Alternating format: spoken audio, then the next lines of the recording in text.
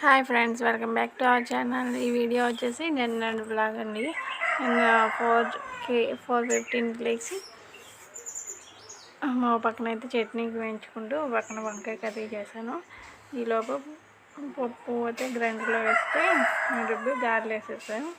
5:30కి అయితే మా హస్బెండ్ చట్నీ కూడా పల్లీ చట్నీ చేసేసాను. మా హస్బెండ్ వెళ్ళిపోయిన తర్వాత ముగ్గు కూడా పెట్టేశాను. పెట్టిన తర్వాత ఈరోజు అయితే నెయ్యి అయితే చేయాలండి. బాక్స్ వెన్నపూస అయితే మేగడ తీసింది, బాక్స్ అయితే ఫుల్ అయిపోయింది. మళ్ళీ ఊరు వెళ్తా కదా, వచ్చిన తర్వాత పోతుంది కదా అని చెప్పేసి అదైతే నెయ్యి చేస్తున్నాను. ఇక్కడ ఇదైతే నెయ్యి పక్కన కాగుతూ ఉంది. ఇదైతే పాతది నెయ్యి అండి, ముందు చేసింది.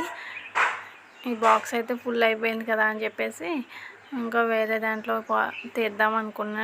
ఇక్కడ అయితే రెడీ అయిపోయింది. ఇది అయితే చల్లారి పెట్టానండి.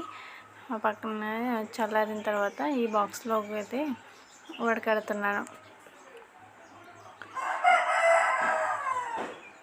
ఇందులో చేయడానికి సున్నుండలు అయితే అస్సలు తినరండి మా ఇంట్లో. ఈ రవ్వండలు అనేది చేయాలి. ఇంకా ఊరిలో వచ్చిన తర్వాత అయినా చేస్తాను, ఇప్పుడైతే చేయను. ఇంకెలాగో 2 రోజుల్లో ఊరు వెళ్తాం కదా, ఈరోజే వెళ్దాము. థర్స్డే మళ్ళీ ఒక ఫంక్షన్ అయితే వచ్చింది. ఫంక్షన్కి సాటర్డే ఫంక్షన్కి వెళ్ళాలి. ఆ తర్వాత వెళ్దామని చెప్పి ఆగిపోయాము. తర్వాత మా చిన్నోడైతే కేక్ చేయమన్నాడు. చాలా రోజులైంది పుట్టినరోజు తర్వాత ఇంకా కేక్ అనేది చేయలేదు. ఇంట్లో కేక్ చేయమంటే పెరుగు పాలు వేసి వెజ్ వేయండి, నేనైతే ఎగ్ అయితే వేయను. ఎగ్ రైస్ కేక్ చేస్తాను ఇప్పుడు.